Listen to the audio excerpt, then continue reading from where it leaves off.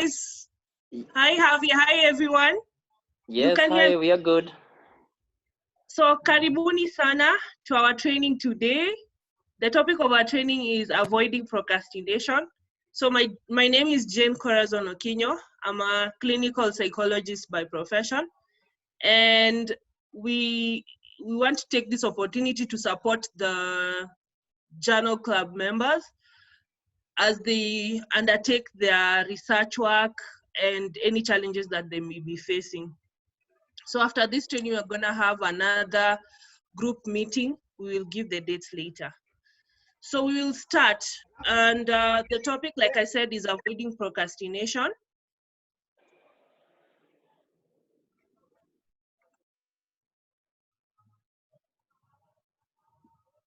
Yep, proceed, Corazon. We are on mute. That's why you can't hear us. So just proceed. Yep. Okay. Yep. So wait. Okay. So procrastination is a term I know many people have heard in the past. So scientifically, it's defined as unnecessary and voluntary delay of tasks in spite of being aware of negative results of delaying the task. So the person who's procrastinating, they know they're supposed to get the work done, but they just can't get themselves to start. So procrastinators either delay in beginning the task, or even when they begin the task, they're not able to complete in time. So the pictorial here is able to just give a picture of what I'm talking about. So every day they keep on saying it, I'll do it tomorrow, I'll do it tomorrow, I'll do it tomorrow, until when they reach now the last days when they start panicking and everything just goes crazy. So the big question is, are procrastinators lazy? Are they lazy? And two, research is showing not necessarily. Some of them are actually high performers. It's just that they are not able to plan themselves. They are not able to regulate themselves well. They want to do things when they want to instead of doing the important things that they should. So this is another pictorial, just a typical week of a procrastinator. So on Monday, they have lots of work to do. They've even done the to-do list. And they still think, I still have some time to do it. I want to do it now. Then on Tuesday, they say, okay, I'll try, but let me first rest a bit. Then it reaches Wednesday, they realize, oh my God, the week has gone. I need to do something. Then they start making plans that they never really actualize. Then it's Thursday and they start panicking and think, I work best under pressure. I still have time. Then it reaches Friday, still no work done. Sorry. I think I can listen. Still no work done. Then on Saturday, now they're panicking completely. And on Sunday, they start hating themselves for the work they've not done. I think many people can attest to this. It's just that we don't have time to hear the testimonies. So what are the effects of procrastination, or how does it represent itself? So in families, people are not able to accomplish the task they've set for themselves. Maybe the year has started. They said, we're going to engage in a building project. They keep on postponing. In academic life, this is very rampant, and a lot of research has been done in academic aspects where students are not able to do their work on time. They're not able to do their research papers on time. And in professional life, you keep on complaining about that job, you're never making applications, you're not being productive at work, you're given tasks, you keep on leaving them up to the last minute. So it affects all the areas of your life. And when you look at the procrastination cycle, it's typical in all the situations that the first time you'll be given the task, and you'll not be able to do the task, you'll prolong it due to procrastination. Then you start having a downward spiral of self-esteem issues, because now every time you notice, every time I'm given tasks, I'm not able to do them. So you start hating yourself. You start feeling bad about yourself. You start regretting. You start feeling like you're not able to do anything. And then you're comparing yourself to your colleagues who seem to be moving ahead. and you get frustrated. So procrastination is an issue that has to be dealt with. There are two types of procrastination. There is behavioral procrastination. This is where you procrastinate the tasks that you've been given. Like you're supposed to, like I said, maybe in your work life, in your academic life, you're supposed to get work done, but you keep on postponing it to a later date. There are people who also procrastinate in their decision making. That when they're, let's say, maybe they have a decision of a school they want to join, maybe to do their master's or their PhD or wherever, they go and get brochures from 1,000 schools, but they never get an opportunity to make a decision. They keep on comparing until the year ends and they've never made a decision. They always, these decision procrastinators want situations to be perfect, which is not possible. They don't want to make error. They are perfectionists. So they end up postponing things and they never get anything done. So there's this one guy called Tim Urban. He did a TED talk and he was able to illustrate the procrastinator's brain and the non-procrastinator. So when you look at these two brains, they look normal. There's the rational decision maker, which is the prefrontal cortex, where it's able to make rational decisions. You know what you're supposed to do.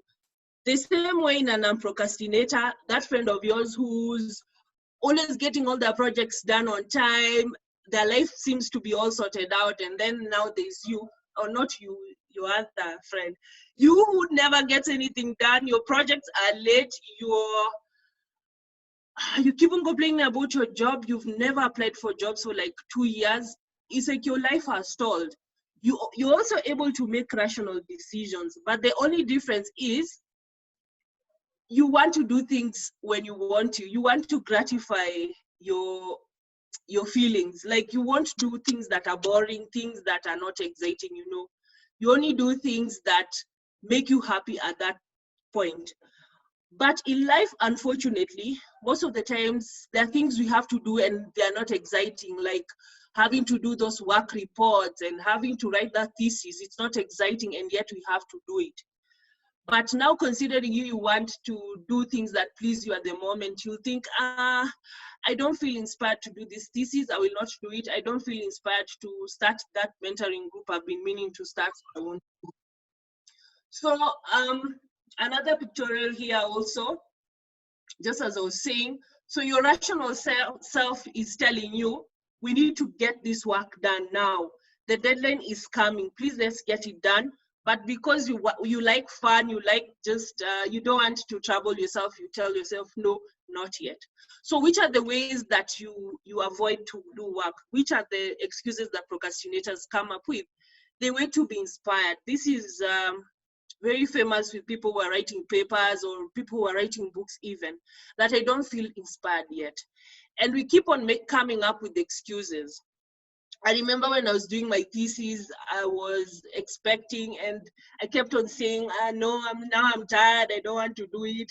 You know, I kept on coming with so many excuses until it reached a point now I knew I had to get with my work. Then when you're supposed to be doing the right thing, you find yourself doing other things. When you're supposed to be writing your thesis, that's when a trip comes and you think, okay, let me just go relax, I'll come back and do this thesis later. Then procrastinators also like making tasks very complicated.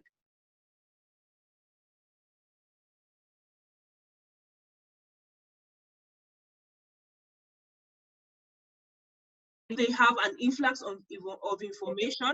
They don't know what to do with it. Now they become even more stressed up and they decide to abandon all their work. So they're also reluctant to make decisions and they seek, they seek perfection. That's a very major issue for procrastinators. They seek perfection, and it's not even the perfection that they want to do the work well. They just want to maintain a certain level of praise amongst their peers, that people will say, indeed, they did that work and they did a lot of research, but not that they want to do the work really well. And another avoidance characteristic is they have a lot of self-doubt. They're not so sure they'll be able to do the work well. And they keep on creating roadblocks from themselves, just making excuses that never end. Still going on, that we are all able to be rational, but considering that the procrastinator always wants to do things when they want to, they can only be moved when there is panic.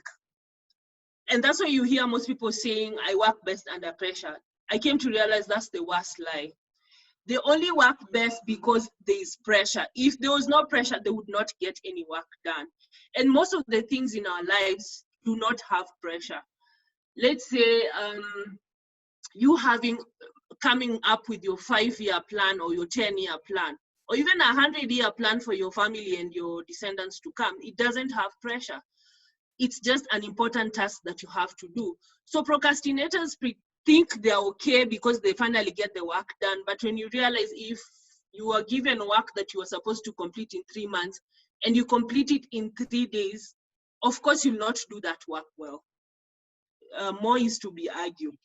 So what are the internal reasons? Why do people procrastinate? Why do you procrastinate? Why do I procrastinate? So most of the time we are anxious. We are anxious about the task that we are given. I'm doubting if I'll be able to do it well. Will I be able to accomplish what is required? We also have,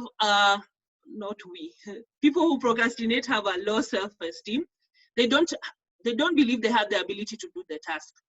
They measure their self-worth with tasks. So when they're given a task and they feel this task is going to be too hard, they decide, rather than doing it badly, let me not just do it once and for all. I don't want people to judge me badly. Or they say, if I don't want it not to go well, so I'd rather not do it. So procrastinators also sabotage themselves. It's like they know what they're doing. It's not something, procrastinating is not something they do without thinking. They know what they're doing. They just feel, why should I bother myself? Why should I go out of my way? Let me just leave it there, I'll do it in the last minute, without them knowing that they are sabotaging themselves. So procrastinators also have negative thoughts and irrational behaviors about personal standards. Like I said, they are avid perfectionists. Being a perfectionist is not bad. Some people actually do great work.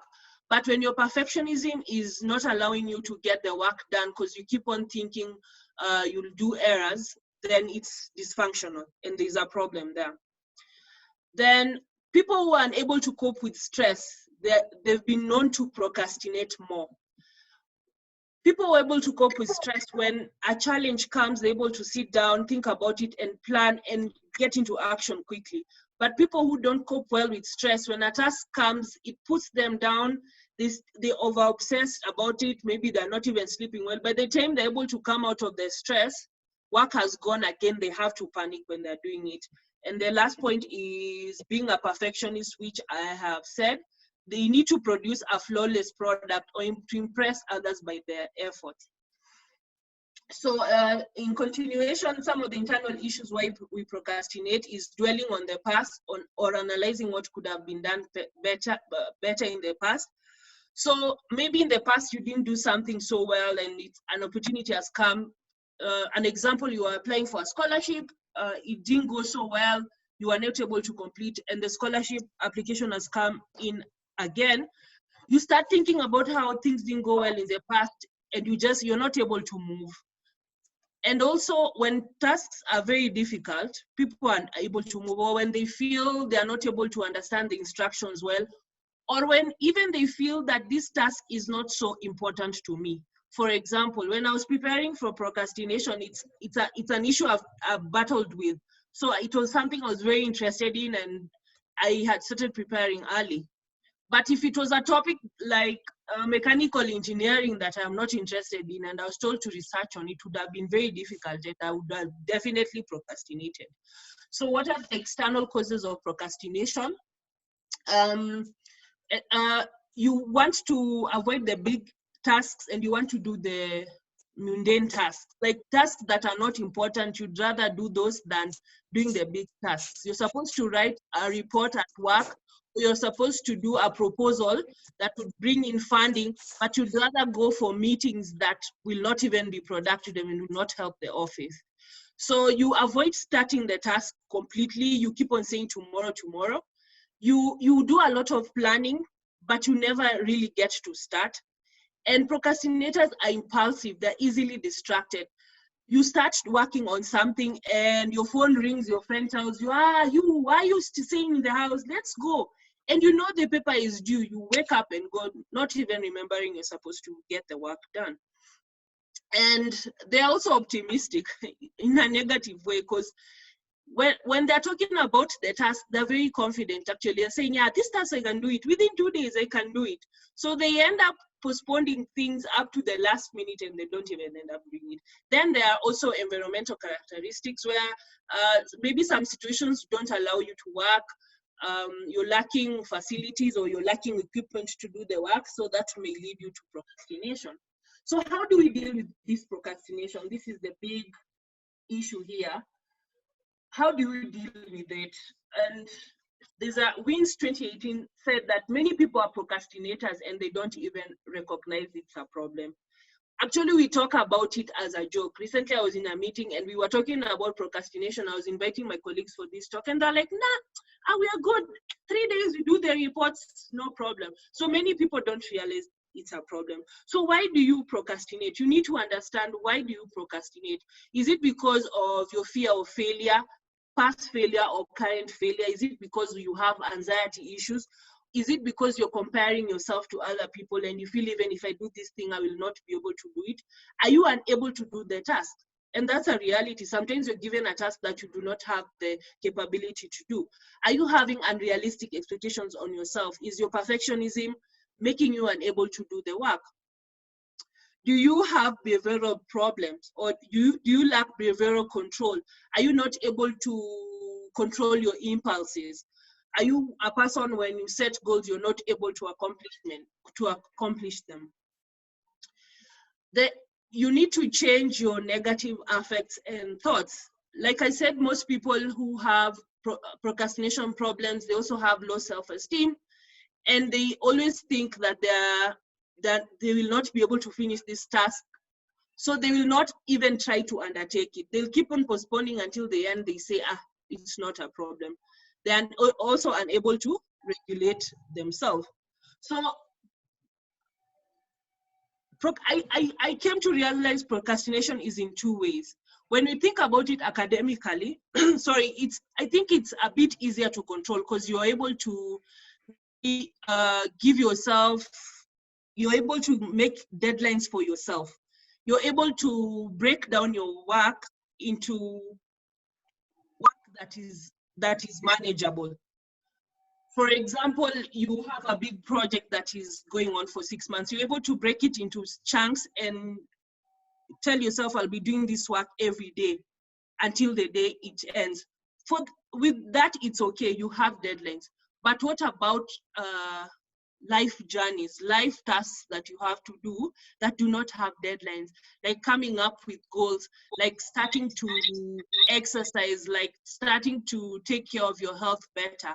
How do we ensure that we don't procrastinate on such issues? And that's the big task, because research has shown that most people who procrastinate, even though they don't show it, but they're very unhappy people. Because when they look at their age mates or they look at their peers, they realize they've not done so much in their lives. And even when they reflect on the reasons why they didn't do it, it's nothing time. And the other maybe tasks in your workplace, you're able to put deadlines for yourself and say, I'll do this work at this time. But what about the life issues, the things that will not give you pressure? How will you handle such issues? I'm going to give you a task to do. It's called Pomodoro technique. So Pomodoro was invented by an Italian guy called Francesco Corillo. And he realized that when we are able to break down big chunks of work into portions, you're able to do it well. So I would like you to, maybe if you have a pen and a paper, to write down that task that task that has been really stressing you, that thing that you've been procrastinating to do for a long time. I'd like you to write it down. Once you write it down, or there could even be many tasks, like you could have a to-do list, a very long to-do list, just a short to-do list, maybe 3 tasks. The things that in 2020 you had told yourself you do, maybe to finish your thesis, maybe to finish to write a research paper, maybe to finish that report you've been working on. And then once you've written those tasks down, I want you to choose the task that you're going to start with. So maybe it's doing a research paper, and you know you'll need, every day you'll need to at least study for 2 hours for the research paper. So after you choose the task, Pomodoro just means 25 minutes. If it's 2 hours, can you break the 2 hours into 25 minutes? So that, or if you're going to study in an hour, can you break that hour into 25 minutes? So that you're going to tell yourself, for every task I'm doing, I'll only do it, I'll time myself. I'll time myself for 25 minutes, make sure that I sit down, actually sit down, do the work for 25 minutes. After 25 minutes, I can take a small break, a 5-minute break, then I can go on doing the work. And you'll notice that when you give yourself deadlines, and when you, is it forcing yourself? When you force yourself to actually sit down and do something, you're able to do much. Joyce can attest to this. Shut Up and Write has been successful because we've been able to mobilize ourselves and tell ourselves, this time on Saturday, 4:30 a.m. to 6:30 a.m., we will sit down and do something and actually report back on what you've been doing. So when you set the time for yourself, you should always record your progress. It's good to notice the work you're doing through journaling. And in your journaling, always note down the distractions. And the distractions could be internal or external. The internal distractions would be the things that are trying to tell you, no, you won't manage to do this thing. Just leave it. Why are you even bothering? This thing is too tired. Our bodies are not made to sit still and get work done. As the monkey that I had pointed out earlier, we always want fun. We always want to do things that are fun for us. But sometimes as grown-ups, we have to do the hard work. So once you've recorded the internal disruptions, or external disruptions, could be your friend, could be your phone, your WhatsApp that is always on.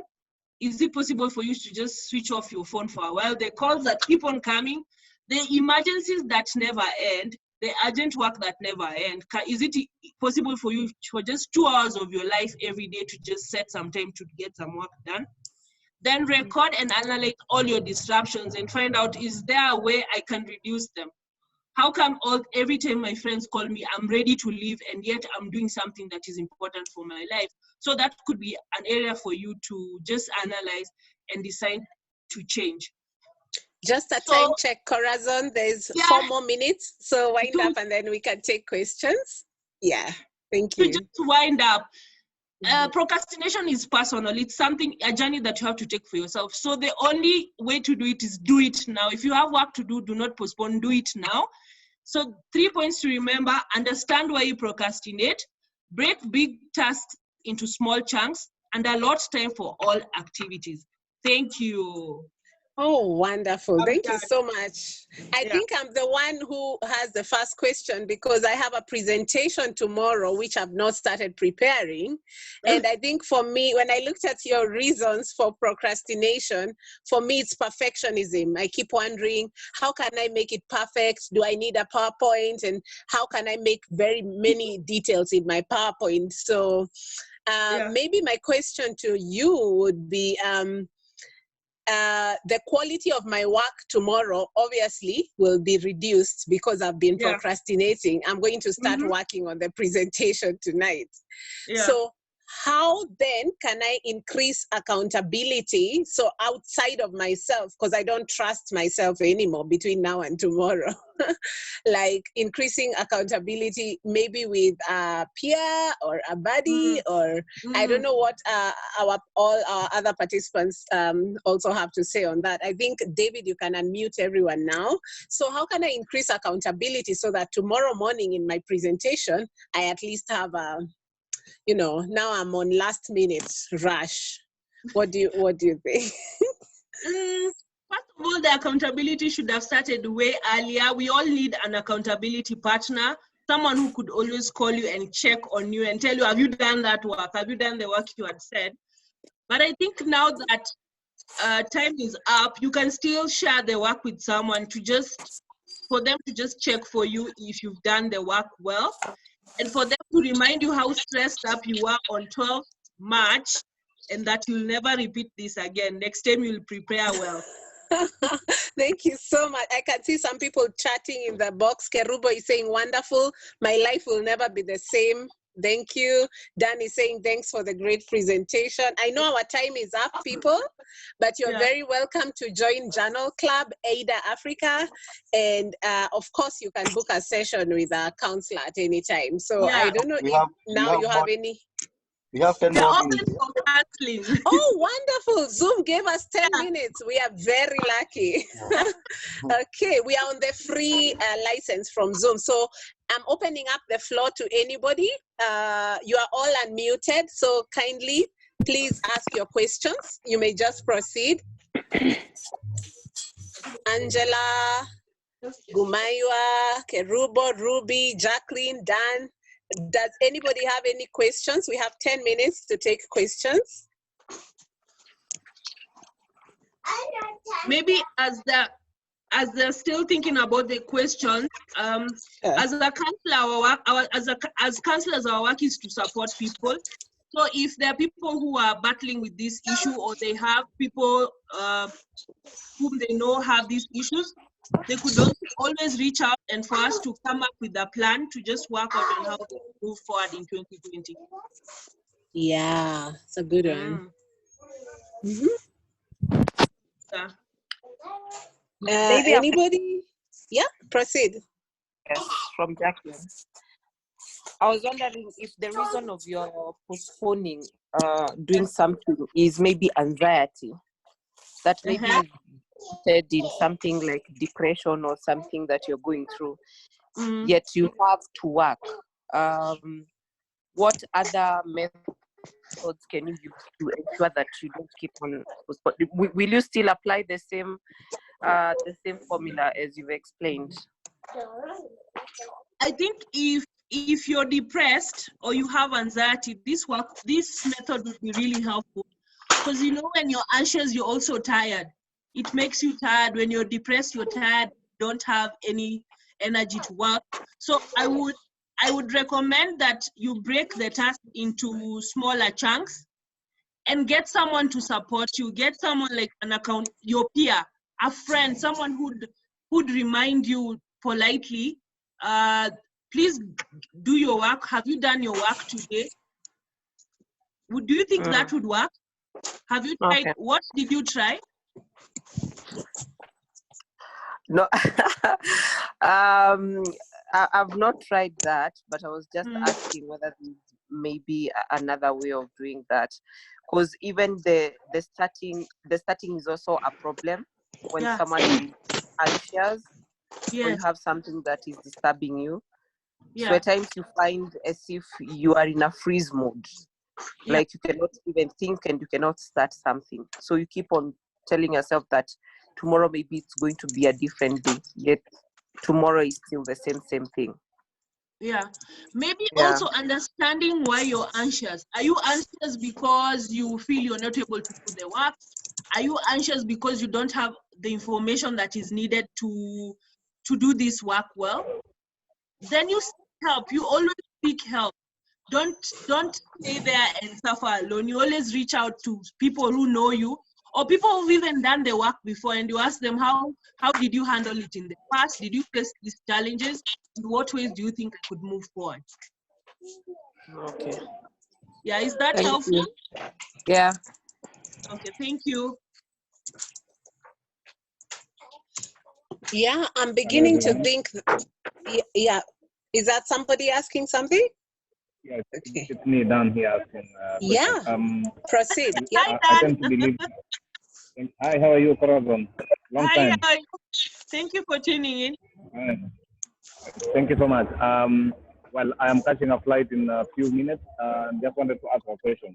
I believe that things do happen because of certain reasons, and therefore, people procrastinate based on an array of reasons. Now, I would now want to imagine, would there be any advantages associated with procrastination? A weird question it is. Probably, you have to bring that to support the procrastinators team. Procrastinators claim that they get at that point, because of the anxiety, they have high energy levels and they're able to do a lot of work, which is true. Scientifically, when you're stressed up, you're on high alert and you're able to do a lot of things. But imagine a situation where the same task you would have had 3 months to do. Don't you think the quality would have been better? Yeah, done. You're quiet. Yes. Procrastinators claim that. They claim that they get high energy levels and they're able to do the work. It's true scientifically, but when you compare the quality of work, it will definitely be wanting. Okay, because there's rust and stuff like that.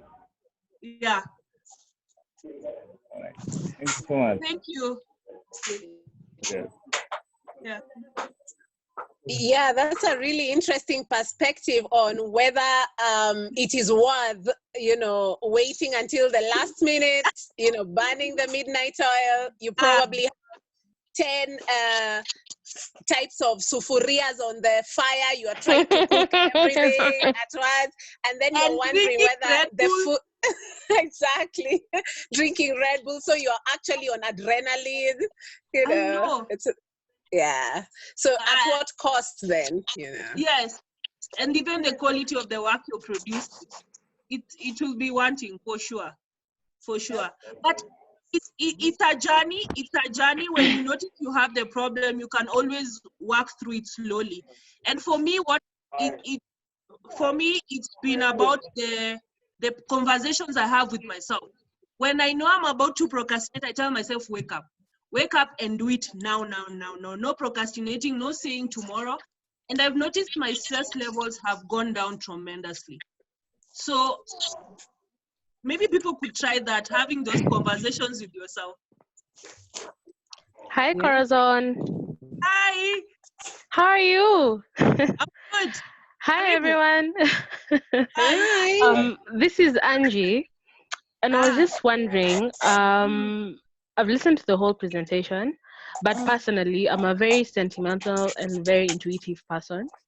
And sometimes, like, even when you're looking at a task, it's not necessarily about the task. It's just sometimes your intuition is probably telling you, this does not need to be done now. You understand? You get? And okay, a perfect example, yeah? There's so many times when I've had a class to attend to, yeah?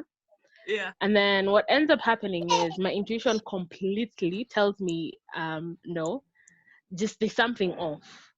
Kumbe, the class was not even there to begin with. Like probably the lecturer bounced or something of the sort. So my thing is, I think it's not necessarily a question, but for people who are like me, who are very sentimental and intuitive, I think what has really helped me is just being able to just sit down and just drafting, sort of like just on a rough piece of paper. How does this task make me feel? Fast, and is it making me feel anxious? Is it making me feel happy? Am I confident about it? Then now breaking down as to why I'm feeling exactly the way I'm feeling. Right? Why am I feeling anxious? Is it because I am not confident about the task? Is it because I don't have enough information about whatever I'm about to tackle? Yeah. So I think also what I'm trying to say is introspection is also a key thing when it comes to procrastination, because if you don't understand yourself well, sometimes for some people it's not as easy as saying, okay, I need to do it now. You understand? For some people it takes a while. Those people. So I think one thing that has helped me is just sitting down, having a rough piece of paper, just breaking down, okay, this is what I need to do. How am I feeling about it? Why am I feeling this way about it?